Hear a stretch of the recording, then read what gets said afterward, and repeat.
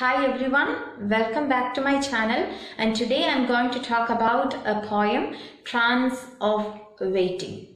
And it's a mystic poem by Sri Aurobindo, and in this class we will discuss a few questions related to the life and works of Aurobindo and a brief analysis of the poem Trance of Waiting. So let's begin our class. Aurobindo Ghosh, 1872 to 1950. An Indian philosopher, yogi, guru, poet, nationalist and a spiritual reformer, and who started to sign himself as Sri Aurobindo from 1926. For 10 years, he actively participated in the Indian freedom struggle movement, and the Britishers prosecuted him for signing an article titled "To My Countrymen," published in Karma Yogin. And during his stay in jail, he had a mystical and spiritual experiences, and he left politics and moved to Pondicherry. And later he probed deep into Indian philosophy, and his monthly philosophical magazine was Arya, a philosophical review, from 1914 to 1921, and it was during his early days in Pondicherry. So Mira Al-Fassa, his close spiritual collaborator, and she came to be known as the Mother, and with whom he founded Sri Aurobindo Ashram in 1926. And after his retirement, he left it her to plan, build and run the ashram, and she established and supervised Sri Aurobindo International Center of Education. At Pondicherry, Sri Aurobindo developed a spiritual practice called integral yoga. So the central theme of his vision was the evolution of human life into divine life. And he published a book, Synthesis of Yoga, in 1948 as a practical guidance to integral yoga.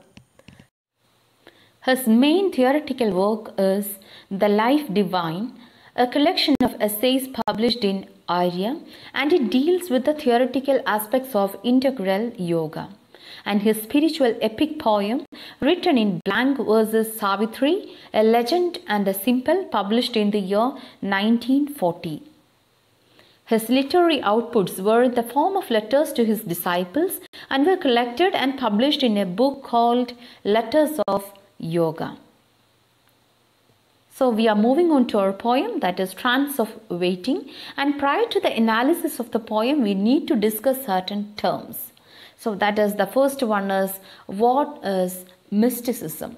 So when we define the term, we can say that it means a union with the absolute, the infinite or God.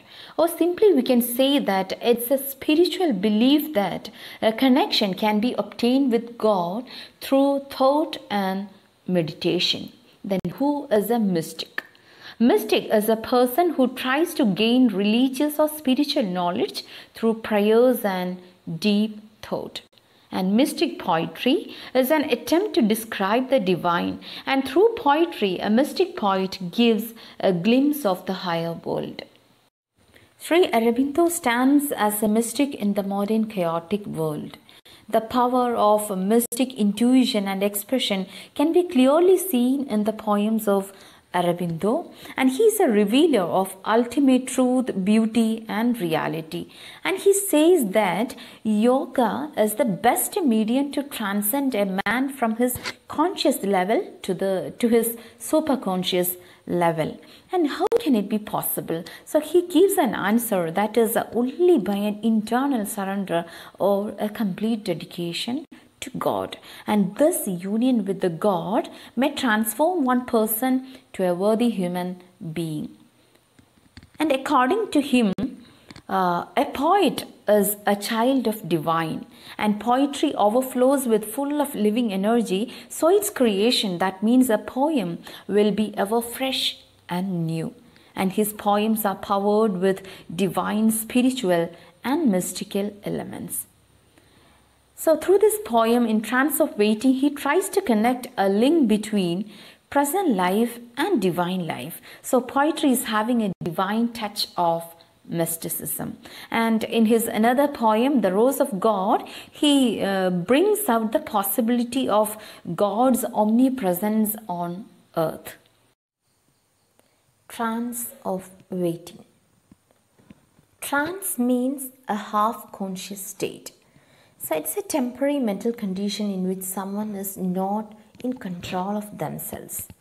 So here in this poem, the poet is in a state of trance and he is waiting for a communication with the divine power. And here is our poem. Lone on my summits of calm, I have brooded with voices around me, murmurs of silence that steep mind in a luminous sleep. So here the poet is alone on his summits and where he thinks deeply about the voices around him, and then he enters into a luminous sleep. Whispers from things beyond thought in the secrecy flame white forever. So at this moment he realized that his momentary thought is disappearing and he is thinking beyond his normal thought. That means a heavenly wisdom is occupying his mind. Unscanned heights a reply seek from the inconscient deep, distant below me, the ocean of life with its passionate surges. So here the poet now enters into an unconscious deep, so in a half-conscious stage, and he sees below on earth the ocean of life with its passionate movements. Pales like a pool that is stirred by the wings of a shadowy bird, thought has flown back from its wheeling and stooping, the nerve beat of living. So the poet observes the world around him where the water in the pool is moved by the wings of a shadowy bird. And here the poet metaphorically compares his thoughts to birds and it flies in wide circle and stoops. Stills my spirit at peace, bathes in a mighty release. Wisdom supernal looks down on me, knowledge mine cannot measure. The poet realizes that the supernal, the divine power is occupying his mind. And he cannot measure the power of knowledge and the light provided by the supreme heaven. Light that no vision can render garments, the silence with splendor, filled with a rapturous presence, the crowded space of being. The poet says that no vision can surpass the divine light and we cannot cover it with a blanket. So even though the poet is in a crowded space, his mind is filled with great pleasure or enthusiasm. And tremble with the fire that knows, thrill with the might of repose. Earth is now girdled with trance, and heaven is put round her for vesture. Wings that are brilliant with fate sleep at eternity's gate. Time waits waken the lightning that kindles, the word that transfigures. So here the earth itself, the poet sees that the earth itself is in a state of tranquility. So here it is in a half-conscious state, that means trance. And heaven has become a clothing for the earth. And the wings of birds are moving towards the eternity. And the lightning that kindles the earth become elevated and beautiful. Space is a stillness of God building his earthly abode, and all waits hushed for the fear to come and the tread of the eternal. Passion of a bliss yet to be sweeps from infinity's sea. So here the poet says that space is a place where God is building his earthly abode, and everything in nature is waiting silently for the light of God to come. And the passion of bliss from the eternal is yet to come, and it moves slowly from the infinity's sea. So here the poet and the nature, so both of them are patiently waiting for the eternal bliss. Let's conclude our poem. So here the poet is in a state of trance, and he is waiting to have a union with the divine spirit, and for that he himself keeps him away from the loud and bustle of human society. And in silence, he broods over the objects of nature and feels that, like the poet, all the objects of nature too are waiting for a command or an eternal bliss from God.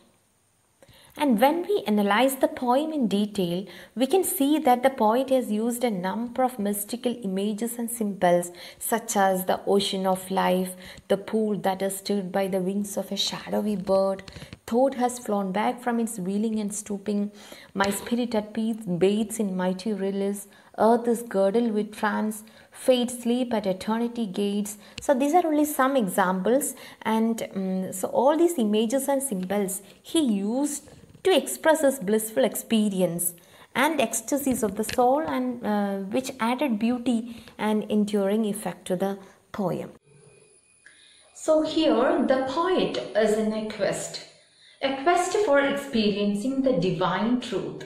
And he says that it can be possible only by surrendering himself to the supernal mind of God. And this is all about my class. Hope you got some points to prepare for your exams, and if you like my class, please subscribe my channel and share my video.